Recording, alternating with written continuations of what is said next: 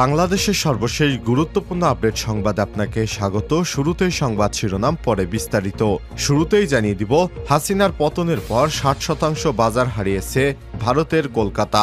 ছাত্র জনতার আন্দোলনের মুখে দেশ ছেড়ে পালিয়ে ভারতে আশ্রয় নিয়েছেন শেখ হাসিনা। গত 5 আগস্টেই স্বৈরাচার সরকারের পতনের পর থেকে ভারতে কমে গেছে বাংলাদেশি পর্যটক। এক মাসে যারা কলকাতায় গেছেন তার অধিকাংশই আওয়ামী লীগের নেতাকর্মী। শেখ হাসিনার মতো তারাও নিজেদের রক্ষা করতে দেশটিতে অবস্থান করছেন। সাধারণ পর্যটকরা না যাওয়ার কারণে প্রায় 60% কমেছে কলকাতার বেচাকেনা। এরপর জানিয়ে দিব, ডক্টর মোহাম্মদ ইউনূস সরকারের 1 মাস পূর্ণ হয়েছে, স্থিতিশীলতার দিকে এগিয়ে যাচ্ছে বাংলাদেশ। আলহামদুলিল্লাহ, ছাত্র জনতার রক্তাক্ত বিপ্লবের পর ফ্যাসিবাদ মুক্ত বাংলাদেশ গড়ার স্বপ্নে এগিয়ে যাচ্ছে দেশ। ডক্টর মোহাম্মদ ইউনূস দায়িত্ব নেয়ার পর স্থিতিশীলতার দিকে এগিয়ে যাচ্ছে দেশ। এবারে জানাবো, পুলিশ ফিরেছে, গতি ফেরেনি। অভ্যুত্থানের 1 মাস। গণ অভ্যুত্থানে শেখ হাসিনা সরকারের পতনের সঙ্গে সঙ্গেই আত্মগোপনে চলে যায় তখনকার পুলিশ মহাপরিদর্শক আইজিপি এবং ঢাকা মহানগর পুলিশ ডিএমপি কমিশনার সহ বাহিনীটির বেশ কয়েকজন ঊর্ধ্বতন কর্মকর্তা। আতঙ্কে গা ঢাকা দেন থানাসহ বিভিন্ন দায়িত্বে নিয়োজিত পুলিশ সদস্যরাও। তবে অন্তর্বর্তীকালীন সরকার গঠনের একদিন আগেই নতুন আইজিপি এবং ডিএমপি কমিশনার নিয়োগ দেওয়া হয়। বাহিনীর গতি ফেরাতে নানা উদ্যোগ নেওয়া হয়েছে। পুলিশ সদস্যদের মনোবল ফেরাতে উদ্দীপনামূলক বক্তব্য দিয়েছে স্বরাষ্ট্র মন্ত্রণালয়ের দায়িত্বপ্রাপ্ত উপদেষ্টা। তবে অন্তর্বর্তীকালীন সরকারের 1 মাস হলেও আগের অবস্থায় ফিরতে পারেনি পুলিশ সদস্যরা। কারণ পুলিশ সদস্যকে যেভাবে দলীয়করণ করা হয়েছিল, এখনও তারা মাঠে ফিরতে ভয় পাচ্ছে। এরপর জানিয়ে দিব, 65 ভরি স্বর্ণ ছিনতাই করে কপাল পুড়ল যুবদল নেতার। চট্টগ্রামের পটিয়ায় 65 ভরি স্বর্ণ ছিনতাইয়ের ঘটনায় যুবদল নেতা মামুনুর রশিদ মামুনকে দল থেকে বহিষ্কার করা হয়েছে।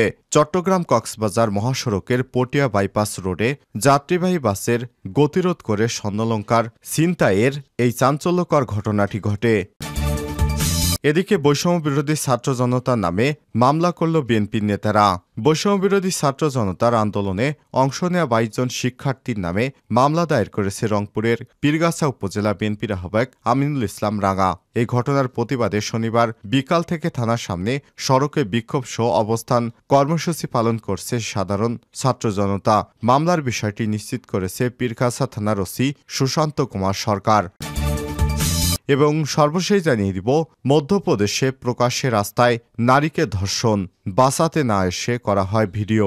ভারতের মধ্যপ্রাচ্যে উজ্জয়িনী জেলায় প্রকাশ্যে রাস্তায় ফেলে এক নারীকে ধর্ষণ করা হয়েছে। গতকাল এই ঘটনা ঘটে। অনেকে এই ঘটনার প্রত্যক্ষ করলেও কেউই এই নারীকে বাঁচাতে যায়নি, বরং ঘটনাস্থলে দাঁড়িয়ে থাকা অনেকেই এর ভিডিও করেছে। এই ঘটনা এমন সময় ঘটল যখন ভারতের পশ্চিমবঙ্গে একজন তরুণী চিকিৎসককে হাসপাতালে ধর্ষণ করে হত্যার মতো জঘন্য ঘটনা ঘটেছে এবং সেখানে প্রবল বিক্ষোভ চলছে। প্রিয় দর্শক, এতক্ষণ শুনছিলেন সংবাদ শিরোনাম, এবারে বিস্তারিত। তবে তার আগে বন্ধুরা, অনুরোধ থাকবে এই সংবাদটিতে একটি লাইক দিন। এই চ্যানেলে আপনি নতুন হয়ে থাকলে আমাদের সংবাদটি দেখতে দেখতে চ্যানেলটি সাবস্ক্রাইব করে রাখুন, যাতে করে বন্ধুরা আমাদের পরবর্তী লেটেস্ট আপডেট সংবাদগুলো সবার আগে আপনার কাছে পৌঁছে যায়। কমেন্ট করে আপনার মূল্যবান মতামত জানিয়ে দিন আপনি বিশ্বের কোন দেশ থেকে বা বাংলাদেশের কোন স্থান থেকে আমাদের সংবাদটি দেখছেন এবং শুনছেন। এবারে বিস্তারিত। হাসিনার পতনের পর 60% বাজার হারিয়েছে কলকাতা।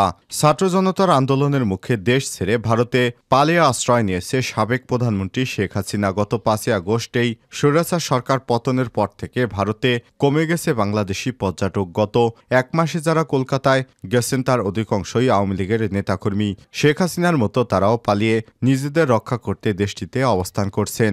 সাধারণ পর্যটকরা না যাওয়ার কারণ প্রায় 60% কমেছে। পোশাকের বাজারের বেচাকেনা 70% কমেছে। হোটেল বুকিং 1/3 কমেছে। চিকিৎসা নিতে যাওয়া রোগীর সংখ্যা সব মিলিয়ে বড় ধরনের আর্থিক সংকটের মধ্য দিয়ে যাচ্ছে ভারত। শেখ হাসিনা ভারতে আশ্রয় নেয় দেশটির সঙ্গে বাংলাদেশের নতুন অন্তর্বর্তীকালীন সরকারের অভিজ্ঞতাও ভালো না হওয়ার ধারণা করা যাচ্ছে খুব সহজেই কাটবে না এই সংকট। বাংলাদেশের জনগণ মনে করে বাংলাদেশ ভারতের অতিরিক্ত প্রভাব পানি বন্টন এবং সীমান্ত হত্যা বন্ধ না হলে দীর্ঘ ক্ষতির মুখে পড়তে পারে কলকাতা। কলকাতা এসএস হক মার্কেট বা নিউ মার্কেট বলে পরিচিত অথবা তার আশেপাশের বিপণী বিতানগুলোতে সারা বছরই বাংলাদেশি পর্যটকদের ভিড় লেগে থাকত। বেড়াতে এসে হোক অথবা চিকিৎসা করার জন্য বেশিরভাগ বাংলাদেশি পর্যটকই কলকাতা এলে নিউ মার্কেটে কেনাকাটা করতে গিয়ে থাকেন। খবর বিবিসি বাংলার। কিন্তু শেখ হাসিনা পালিয়ে যাওয়ার পর এখন আর তাদের দেখতে পাওয়া যাচ্ছে না। স্থিতিশীলতার দিকে এগিয়ে যাচ্ছে নতুন বাংলাদেশ। ডক্টর ইউনূসের সরকারের ১ মাস। ছাত্র জনতার রক্তাক্ত বিপ্লব আর হাজারো ছাত্র জনতার জীবনের বিনিময়ে ফ্যাসিবাদী শাসনমুক্ত হয় দেশ। ৫ই আগস্টের নতুন এক বাংলাদেশের আবির্ভাব ঘটে। স্বৈরশাসক হাসিনার পতনের ৩ দিনের মাথায় গত ৮ই আগস্ট অন্তর্বর্তীকালীন সরকার দায়িত্ব গ্রহণ করে। নানামুখী চ্যালেঞ্জ, শঙ্কা, ষড়যন্ত্রের চাপ সামলে ১ মাস পার করেছে নতুন সরকার। সরকার পতনের পর সৃষ্ট বিশৃঙ্খলা পরিস্থিতি সামাল দিতে স্থিতিশীলতার দিকে এগিয়ে যাচ্ছে নতুন বাংলাদেশ। ব্যাংক খাতে স্থিতিশীলতা ফিরতে শুরু করেছে, বৈদেশিক মুদ্রা রিজার্ভও বাড়ছে। প্রবাসীদের পাঠানো রেকর্ড রেমিটেন্স এসেছে সরকারের প্রথম মাসে। শিক্ষা প্রতিষ্ঠানের বিশৃঙ্খলা কাটতে শুরু করেছে, সচল হচ্ছে ব্যবসা বাণিজ্য। বৈদেশিক সম্পর্কে ব্যাপক পরিবর্তন এসেছে। বিশ্ব নেতাদের স্বীকৃতি, আন্তর্জাতিক সংস্থার সহযোগিতার আশ্বাসে আস্থা ফিরছে জনমনে।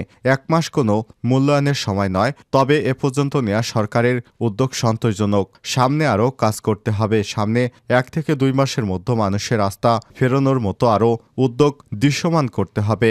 গদবাঁধা চিন্তা ভাবনা থেকে বেরিয়ে এসে সৃজনশীল উপায়ে নতুন বাংলাদেশ গড়ার লক্ষ্যে কাজ শুরু করেছে ডক্টর মোহাম্মদ ইউনূসের অন্তর্বর্তীকালীন সরকার, যেখানে সর্বোচ্চ গুরুত্ব দেওয়া হয়েছে জনস্বার্থকে। আজ ৮ই আগস্ট ডক্টর ইউনূসের নেতৃত্বাধীন অন্তর্বর্তীকালীন সরকারের ১ মাস পূর্ণ হল। এই সময়ের মধ্যে সবচেয়ে বড় দুর্যোগ দেশের ১২টি জেলায় বয়ে যা বন্যা পরিস্থিতি সামাল দিয়েছেন তিনি এবং তার সরকার। এ সময় তিনি বলেছেন, তিস্তা চুক্তির বিষয়ে আনুষ্ঠানিকভাবে ভারতের সঙ্গে কথা বলবেন। এ মাসেই তিনি জাতিসংঘের সাধারণ অধিবেশনে যোগ দিচ্ছেন। পুলিশ ফিরেছে, গতি ফেরেনি। অভ্যুত্থানে শেখ হাসিনা সরকার পালিয়ে যাবার সঙ্গে সঙ্গে আত্মগোপনে চলে যায় তখনকার পুলিশ মহাপরিদর্শক, আইজিপি, ঢাকা মহানগর পুলিশ, ডিএমপি কমিশনার সহ বাহিনীটির বেশ কয়েকজন ঊর্ধ্বতন কর্মকর্তা। আতঙ্কে গা ঢাকা দেন থানাসহ বিভিন্ন দায়িত্বে নিয়োজিত পুলিশ সদস্যরাও। তবে অন্তর্বর্তীকালীন সরকার গঠনের একদিন আগেই নতুন আইজিপি এবং ডিএমপি কমিশনার নিয়োগ দেওয়া হয়েছে। বাহিনীতে গতি ফেরাতে নানা উদ্যোগ নেওয়া হয়। পুলিশ সদস্যদের মনোবল ফেরাতে উদ্দীপনামূলক বক্তব্য দিয়েছেন স্বরাষ্ট্র মন্ত্রণালয়ের দায়িত্বপ্রাপ্ত উপদেষ্টা। তবে অন্তর্বর্তীকালীন সরকারের ১ মাস পার হলেও আগের অবস্থায় ফিরতে পারেনি পুলিশ। খোঁজ নিয়ে জানা গেছে, এখনও ঢাকাসহ বিভিন্ন মেট্রোপলিটন এলাকা এবং জেলাগুলোতে পুলিশ টহল কার্যক্রম বা দৈনন্দিন অপারেশনাল কার্যক্রমে যেতে পারেনি পুলিশ। এতে মাঝে মধ্যেই খুন, ছিনতাই ও চুরির মতো অপরাধ সংগঠনের মতো ঘটনা ঘটছে। থানার কার্যক্রম শুরু হলেও পুরোপুরি নাগরিক সেবা দেওয়া যাচ্ছে না। ১ মাস ট্রাফিক ব্যবস্থা নিয়ন্ত্রণও পুরোপুরি নেওয়া যায়নি। এতে রাজধানীর ঢাকাসহ দেশের গুরুত্বপূর্ণ নগর ও শহরগুলোর সড়কে গাড়ি বিশৃঙ্খলা সৃষ্টি হয়েছে। কোথাও কোথাও লম্বা যানজট সৃষ্টি হয়েছে, ভোগান্তি হচ্ছে। কিন্তু পুলিশের ট্রাফিক সদস্যরা আইনভঙ্গকারী যান বা চালকের বিরুদ্ধে মামলা বা প্রসিকিউশন দিতে পারছে না।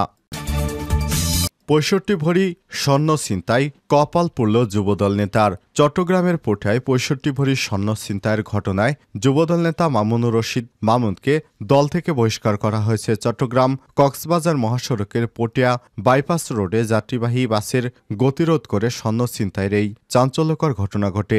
সিসিটিভি ফুটেজে বিষয়টি শনাক্ত হওয়ার পর যুবদল নেতা মামুনকে বহিষ্কার করে জাতীয়তাবাদী যুবদলের কেন্দ্রীয় কমিটি শুক্রবার ৬ সেপ্টেম্বর রাতে যুবদলের কেন্দ্রীয় দপ্তর সম্পাদক নুরুল ইসলাম সোহেল স্বাক্ষরিত এক বিজ্ঞপ্তিতে এসব তথ্য জানানো হয়েছে। বিজ্ঞপ্তিতে বলা হয়েছে, সংগঠন বিরোধী কর্মকাণ্ডে জড়িত থাকার সুস্পষ্ট অভিযোগে বাংলাদেশ জাতীয়তাবাদী যুবদল চট্টগ্রাম দক্ষিণ জেলা শাখার পটিয়া পৌর শাখার যুগ্ম আহ্বায়ক মামুনুর রশিদ মামুনকে প্রাথমিক সদস্য পদসহ দলের সব পদ থেকে বহিষ্কার করা হয়েছে। বহিষ্কৃত নেতৃত্ববৃন্দের অপকর্মের কোনো দায়-দায়িত্ব দল নেবে না এবং যুবদলের সকল পর্যায়ের নেতাকর্মীদের তার সঙ্গে সাংগঠনিক সম্পর্ক না রাখতে অনুরোধ করা হয়েছে।